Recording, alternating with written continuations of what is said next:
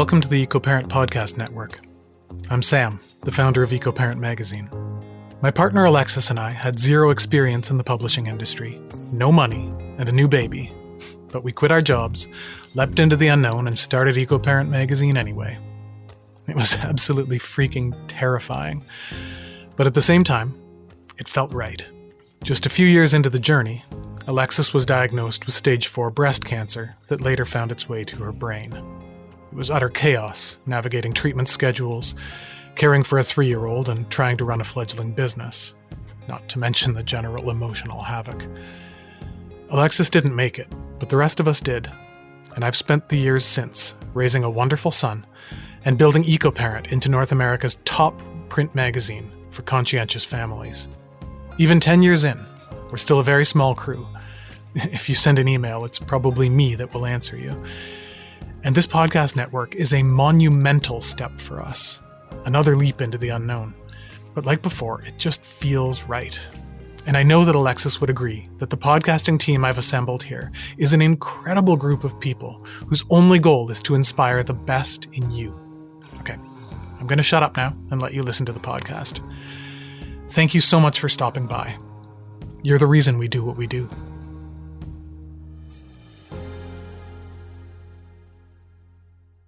Welcome to the Healthy Green Homes podcast.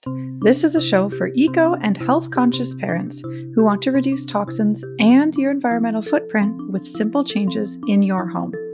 I know this can be a complex and overwhelming topic, and my goal is to help break down the strategies into practical tips so you can leave each show feeling empowered to make your next move towards a healthier, greener home. I'm your host, Emma Roman, and I bring over 15 years experience as an accredited green building consultant, in addition to over 5 years as a toxics expert, helping families reduce toxins in their homes through my business, Green at Home. But this show isn't about me, it's about you. And I'll be bringing you the best of the best experts in all things related to green and healthy homes, so you can learn, be inspired, and feel confident to create your healthy green home. Without further ado, let's dive into the episode.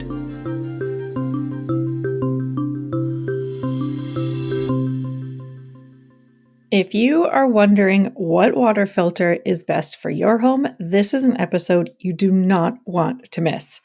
I am joined by Johnny Pujol. He is a water expert experienced in contaminant research, testing, and treatment. He's developed several new water treatment technologies for arsenic, fluoride, and heavy metal remediation, as well as advised on UV LED technology for pathogen and pharmaceutical inactivation. John has a master's in engineering from UC Berkeley and a bachelor's in economics from Boston University.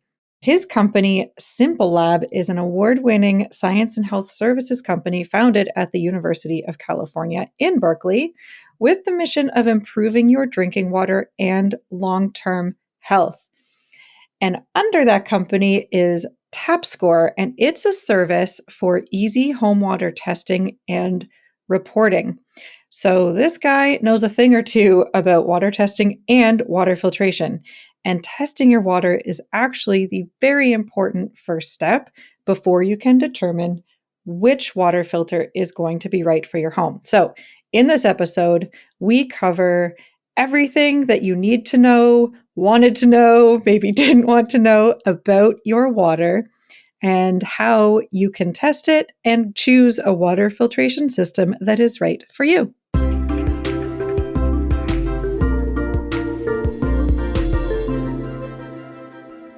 Hi, Johnny. Welcome to the show. Thanks for having me, Emma. I am excited for this conversation. I have been following TapScore for a little while and am about to do my own water test once I figure out which one to get. So this is a selfish interview maybe, because I'm looking forward to learning from you too, but I know this will be a really important topic for our listeners. So before we get into the topic of water testing, can you share a little bit about you and TapScore? In short, I studied water chemistry in graduate school, and very quickly realized a lot of people don't have access to water testing, and we just kind of guess I think the same is true for a lot of environmental health. There's a lot of guessing. There's no doctor's office. There's a kind of tribal network of answers. Yet there are thousands of environmental testing labs out there, environmental testing labs that have like really professional capabilities to answer questions specifically, but they have a business model and a history and a legacy that is more in service of government and big businesses. Unlike genetic testing, there hadn't been this revolution to bring environmental lab testing into the home and make it accessible. And so just like 23andMe and Ancestry.com had done with gene testing, we thought, well, there's no reason this shouldn't be available for indoor air, indoor water, and so forth. So we sought out to build a network of laboratories that provide certified laboratory water quality testing. And in the wake of Flint, initially, this was a very useful service, people wanting to test for lead. Subsequently, we learned like lead testing is just the tip of the iceberg, right? Lead doesn't even have a taste. And we know that one of the major reasons people don't like their tap water is not the fear of lead poisoning, but just doesn't taste good. So looking at the contributors to bad taste, we started widening out what we test for. Today, we test for over 1,000 different chemicals. This is everything from like basic heavy metals like lead and copper all the way to minerals, hardness, VOCs, SVOCs, pesticides, herbicides, PFAS, pharmaceuticals, anything you can think of, we can test for in your drinking water.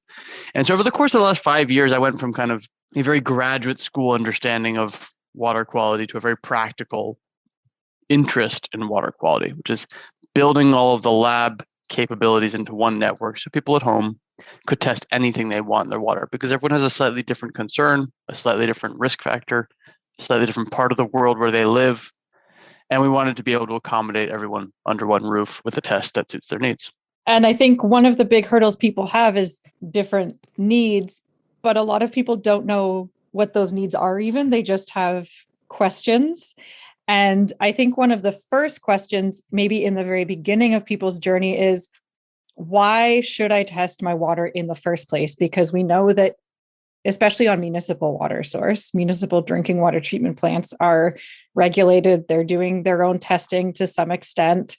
So why should somebody test their own water at the home level? It's a good question. And I think the answer is usually different for like different people, because we see people every day coming in with different reasons. And they range from like, first of all, there's people who have a well. You got a private well, you should test it once in a while to make sure you at least understand what's in the water, because most things don't have a taste or a smell, and you really just wouldn't know. I can't tell you how many times we've been in touch with people who've like insisted their water is great, and they have like very terribly toxic, ubiquitously toxic levels of something like uranium or arsenic, which has no organoleptic perceptible quality. Aside from well owners, you got people on city water systems. And, those city water systems can vary dramatically. If you live in a big, rich city with new plumbing and you're in a new home, there's not much you need. You might still have some concerns. You might have distrust. But let's be honest, there's probably not as much of a risk. If you have an older home, if your water utility is smaller, if there's been like local issues nearby that are in the news, well, suddenly you're like, concern level goes higher. And at a certain point, people lose faith in their tap water because they just don't want to risk it. And what do? They start buying bottled water. And so getting that trust back in tap water not only like saves everyone a bunch of money, it means figuring out what are these different reasons why people leave their tap water and why do they lose their trust, and then reinstating that trust by saying, okay, you don't have to worry about that. You've tested your water. It's not in your water. You're concerned about lead. You don't have lead in your water. You're concerned about PFAS. Very tiny amounts of PFAS in your water. And then compare that to bottled water. So we do both. We'll allow you to kind of compare your samples to bottled water samples and so forth. And part of that is to show people that, like, listen, this alternative, this bottled water alternative is oftentimes just the same water quality as you're drinking from your tap. And do you find, for all of the tests that you have run, are there contaminants that are showing up at the kind of faucet level that maybe people expect not to be a problem, but are, or vice versa? Do you have people coming saying, I think there's really high levels of pesticides or PFAS because of some news story and it's like never found? Oh yeah, like for every 50 tests we run of glyphosate, we maybe get one detection. And there are just people who continue to want to test for it. It's in the news, but it breaks down quickly in the environment. It's not what you'd call a persistent chemical, like PFAS. So sun doesn't degrade it. Microbes don't degrade PFAS. They stay around for a long time. Glyphosate degrades pretty quickly. It breaks down into other compounds, which are then at lower concentrations and also less concerning to health, at least less well understood. So a lot of people are afraid of things like glyphosate, pesticides, and herbicides. And I'd say like the fear is greater than the actual exposure. On the flip side, people forget about like the obvious chemicals that are just in groundwater. Like I mentioned uranium and arsenic earlier. It's like these are like the 13th and 24th most abundant minerals in our Earth's crust. They're everywhere. Of course, they're going to be in a lot of groundwater and then surface water as well.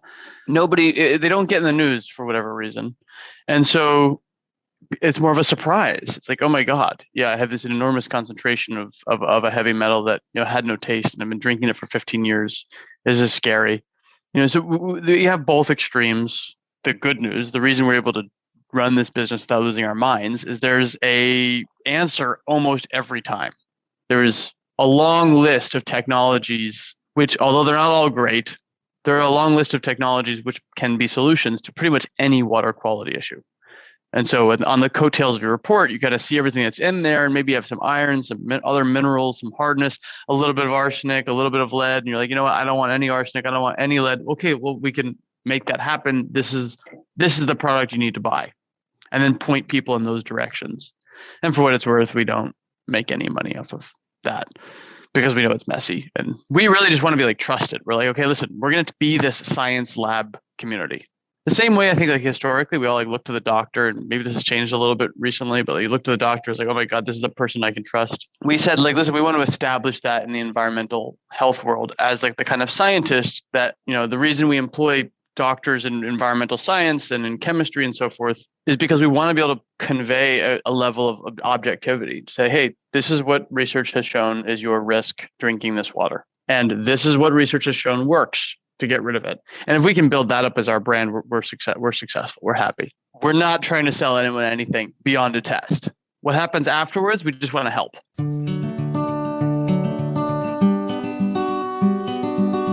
The simple natural formula of Eucalan Delicate Wash is free from the harsh chemicals you expect in traditional laundry products like optical brighteners, enzymes, phosphates, and bleach. Eucalan is scented with pure essential oils, but also offers an unscented option for those with sensitivities. Lavender is a top pick for babies' knit clothing, toys, blankets, and quilts, as it's calming and promotes relaxation. It's ideal to use on nursing bras and diaper covers too. With a touch of lanolin in the formula, fibers will stay soft and conditioned. Spot treat stains and spills with the full-strength liquid before laundering, or carry Eucalan stain-treating wipes in your diaper bag to catch spills before they set. Feel good knowing that Eucalan is now part of the 1% for the Planet network, fighting for a better future for our planet. 1% of every bottle sold is given to local environmental initiatives. Learn more about this trusted brand at eucalan.com. So I like that you kind of combine the environmental health with the lab testing and your reports. The samples that I've seen, and I'm excited to get mine, are beautiful. And so I think one of the hurdles with any form of testing and then follow-up advice is the results are only as good as the testing limits, because there's a difference between safety levels from a public health perspective and safety levels from an environmental health perspective. Oftentimes, municipal quote unquote safety levels take into account, the cost of increasing the infrastructure. So we see regulations maybe not go as strict as some environmental health specialists might want to see because of the practical implications of that. And also testing methodology has certain limitations in terms of the amount of a substance that it can find. So how do you navigate kind of detection limits with public health versus environmental health criteria? Great question. And it's a tough answer because there's no like easy answer. It's laboratories get certified, first of all, and there's many different types of certifications. So that's the first layer of parsing we need to do is like, does the laboratory that we bring into our network have the appropriate certifications? That very quickly opens up the question, well, what certifications do they have and for which fields of testing? Which types of water quality testing do they get certified for? Because the laboratory as a whole can get certified. That means one thing, their operational practices are sufficient for that certifying body, right? But that doesn't mean like a lab that is excellent at testing lead and has the right kind of instrumentation and process for lead testing can also test PFAS. In fact, they're quite different. They're totally different machines. They're different practices, preparatory practices, disposal practices. It's usually in a totally different room and a different person. And so these fields of testing are the second layer of certification or authentication that we will do to make sure that a laboratory is sufficiently capable of handling something. Then there's that third question you mentioned, which is like the MDL. Right. So when this lab is testing something, how low do they go? And that's the minimum detection limit. Yeah. And it's something dependent on the instrument being used and the dilution factors, the way in which whatever's being tested is prepared. And then in addition to like how it's being prepared, there's the question of when the instrument is run, how low are you searching for? Now, for a regulatory test, most people who are going to a lab nowadays are going for compliance reasons. They are not trying to find the lowest possible amount. They're trying to find the amount that gets them in trouble and no less. So, we go in and we say, listen, totally different story with us. We want to find, go as low as you can because it's interesting, because people want to know how low that concentration is if they have it. So we'll do that. We'll make that minimum detection level as low as possible. And for what it's worth, there is eventually a financial trade-off there. Can you test things down to like parts per trillion? Well, sometimes you can, but it's like 10 times the cost. So do you do it? Well, in our case, we give you the choice. But for things like lead and for many other more commonly known contaminants, we try to push it down to what we consider a reasonable level, which is usually at the 1 part per billion concentration. And the way we set that level that we test for is based upon what the toxicology research says. So if the toxicology or the epidemiological research says, hey, below a 2 ppb or a 3 ppb concentration, there is no discernible health impact, then maybe we go to like 1 or 2. We stop there. There's no reason to go 1,000 times lower. There's no research to even tell you if that matters. And so it's a bit of an art to it, right? Like find the research that you believe in, figure out where is that. It's called a Lowell and Noel, no observable effects level. We go to that no observable effects level, that concentration or that amount of the contaminant in the body that has no effect on the human, as per science and research. Back that out to a concentration in water. And then you don't need to go 100 times lower than that, because that is the concentration at which scientists have said, hey, there's no obvious effect. There's no observable effect to this concentration. So we go through that effort for all the different contaminants we test for, find a lab that can do it, or labs, because we might need them in different parts of the country. And then we'll set up the panel and the lab will report back results. And if that means having, a 10 times lower detection level than a government certified kind of officer would request of a business, then that's what that means. That's fine. We're doing this for you as a customer. There's no punishment if you get high arsenic. It's just fix it. It's an important distinction because people on a municipal system can go and look at what the test results have been for the contaminants that are regulated. And that's the other thing is your tests also look at some contaminants that are not regulated. People think that water tests are done for everything under the sun, and that's not the case from a regulatory standpoint. But those minimum detection limits on the municipal report versus one that you might get from TAP score, I think it's really important to understand that you're not comparing apples to apples because their baseline is different. So when you're looking at any kind of test results, that is kind of one of the first key questions that you need to ask or look at is what was the detection level and what is their definition of kind of a pass or safe? Is it the regulation or is it something else? And there's the aspect of where it was taken. Like most of the time, there's not someone knocking on your door, in your house, going to your kitchen, turning on your faucet and drinking that, and sampling that water. Yeah. Especially for the metals, for which plumbing is a major component. Yes. Could have been some crazy plumber in there 50 years ago who just like didn't believe in the rules, and you wouldn't know the difference. And so the city water is typically collected from like known sampling points at the treatment plant, a few spots around the distribution system, and they do it on their own schedule. And so the results just vary also because the houses are different, because the time of day you sample might be random, whereas the time of day the utility samples is part of a routine. All of these things precipitate to seeing quite a different story between the drinking water data and from the utility and the data from a home.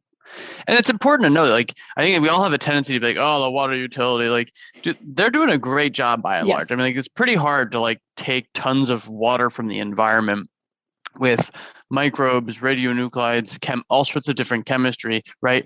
And then under a really highly scrutinized budget with expensive instrumentation and personnel, clean it to the immense level of regulatory oversight that's there, and then distribute it through a system that they didn't build maybe 20, 50, 100 years ago into people's homes. So it's tricky. And we never try to throw them under the bus because that's usually not the case.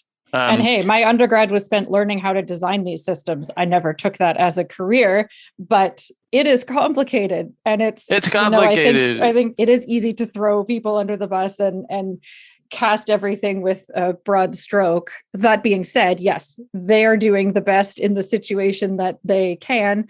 Situations like Flint, and we've seen it up here in Canada as well. Walkerton was a huge wake-up call for water distribution system. So things happen, mistakes happen, and then they get corrected. But generally, yes, I think it's important to recognize that the people operating these systems are not out to get you. Correct. Exactly.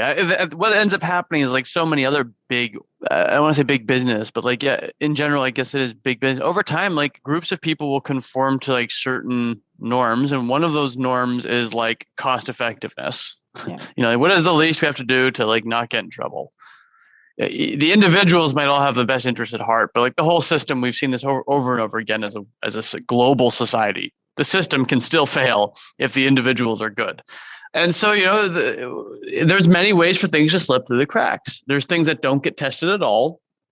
There's things that get tested in an irregular way, and some would argue an irresponsible way. And then there's the fact that, like, at the end of the day, the utility is only responsible for a certain number of things. They're not responsible for the lead in your home's plumbing. There's no legal responsibility there. There's no practical responsibility there. And so a part of this is indeed just consumer responsibility, or somebody at home taking responsibility for their home. It's like not everything is the utility's fault. And at the end of the day, the goal here isn't to like find someone to blame. The goal is just to like get yourself healthy drinking water. And so to that point, a lot of people, when they start to think about what is in their water, the reason is to figure out what water filter to get. And so often the options are, like a countertop type system, a reverse osmosis, or an activated carbon undersink system, when you're going beyond the normal fridge filter or pitcher filter. So how can people figure out how much they should test for in order to decide which system to get? Because the reason to go for RO versus activated carbon would be to remove certain contaminants that activated carbon can't remove, for example. So how can we figure out what the best testing option is to help us make that kind of informed decision? So we generally find that like most people fall into like pretty standard buckets, actually. So we've pulled together these test panels that were like, hey, most people, 90% of people will be fine with one of these packages. And then if you want to go at all sorts of esoteric specialized things, you can. And we priced them out to be effectively like $100 and $200, or $150 and $250, and try to jam in as much as we can into each of those price points. And we call them, for people on wells, essential and advanced well tests, and for people on city water, essential and advanced city tests. They are slightly different, but by and large, they contain a list of organics and inorganics, so metals, minerals, lead, copper, zinc, aluminum, uranium. and some general chemistry, pH, alkalinity, hardness, conductivity. In the case of the advanced tests, volatiles. So chlorine and all of the chlorine disinfection byproducts that result when chlorine interacts with organic matter in a distribution system. So organic matter is anything with carbon in it, carbon and hydrogen in it.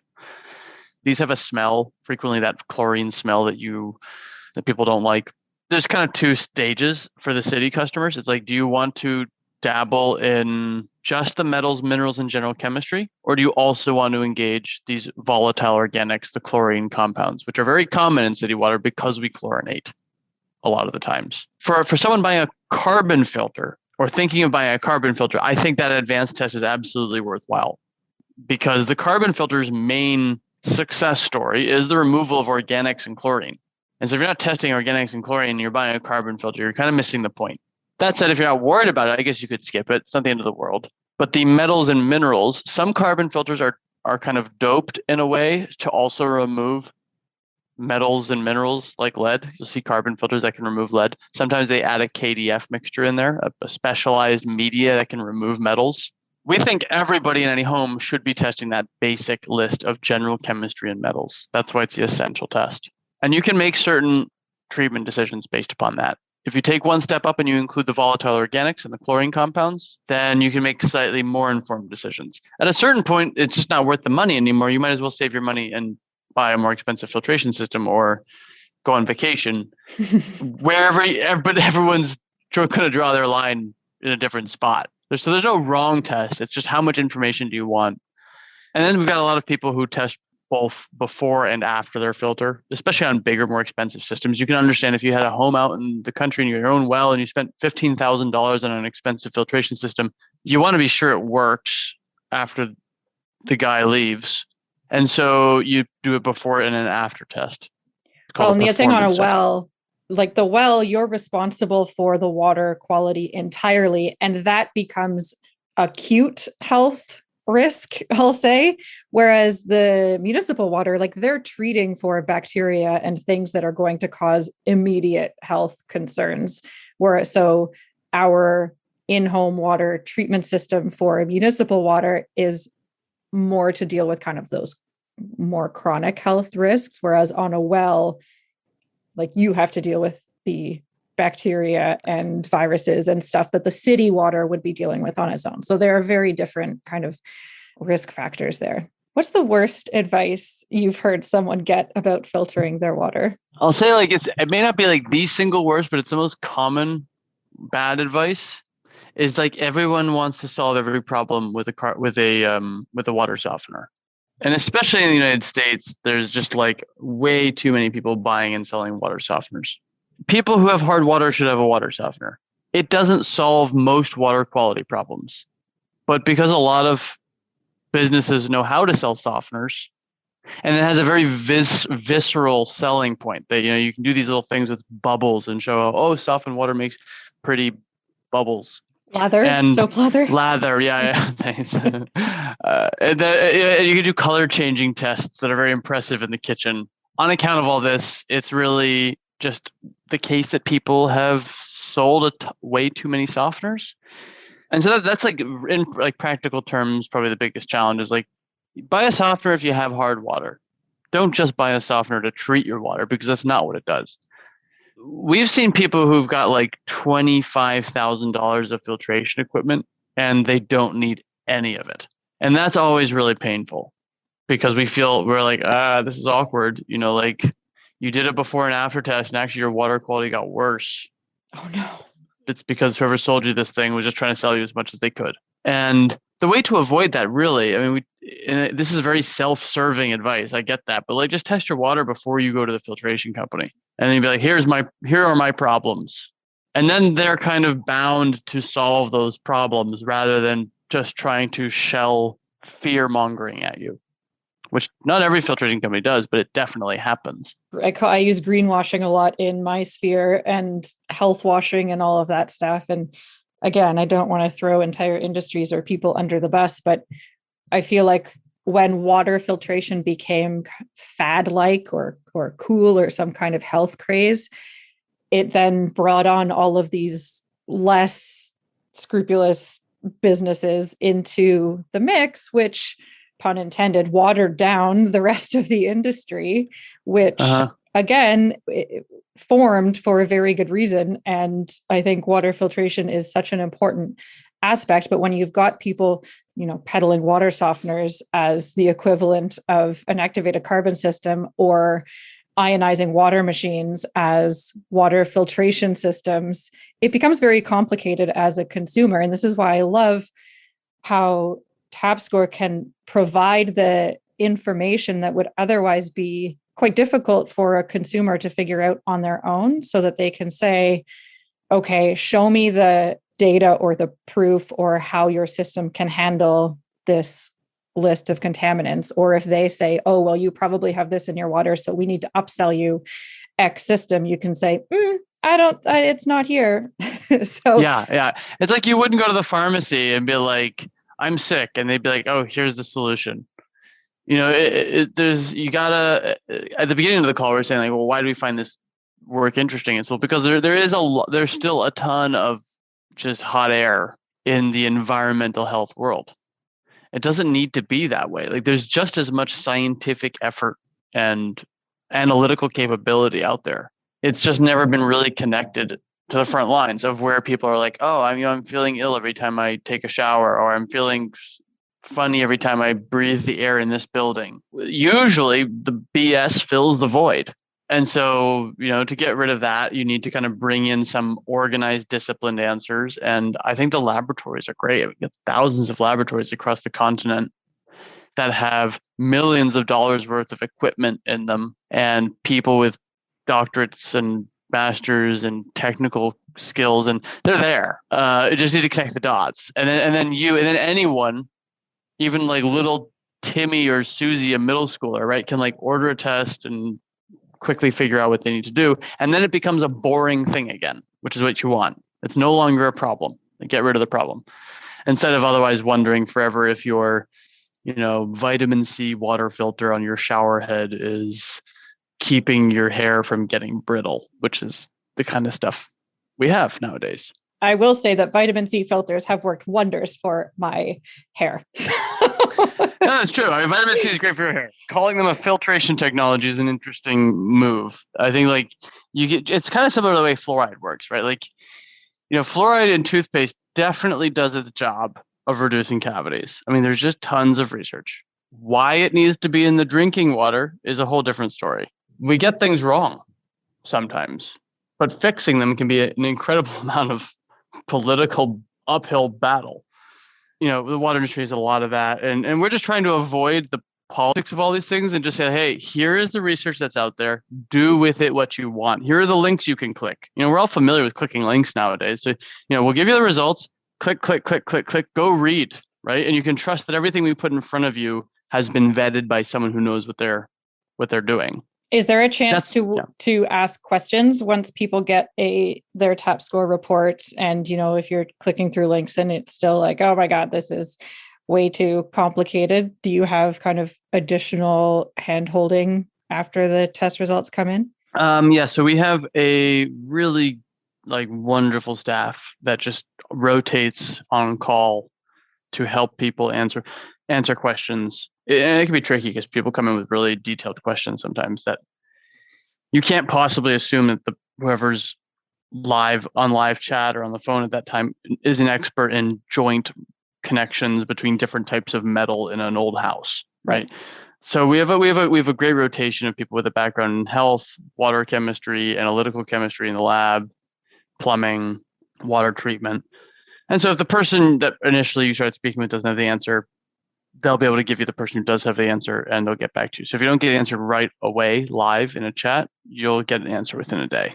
Which is almost better. I think some things are good waiting for. I know in a world where everyone's kind of used to instant deliveries and information at the click of a button, we forget that quality information also takes time and a special set of skills. So I think that is an important distinction. So thank you. Where can people go to learn more about TapScore if they want to look into getting their water tested? Go to our website. We do today, you can go on our website and you can talk to people on the live chat there. You can click around. We have a really great blog, mytapscore.com. MyTapscore. And if you do nothing else, you can just open up the live chat and just start talking with someone and be like, hey, I'm new to this. What do I do? And someone will tell you. Johnny, thank you so much for being with me here today and sharing your insights. We got a little philosophical in there. We got a little sciencey. I loved it. It was a great conversation. And I look forward to doing my own TAP score test and maybe chatting with you again.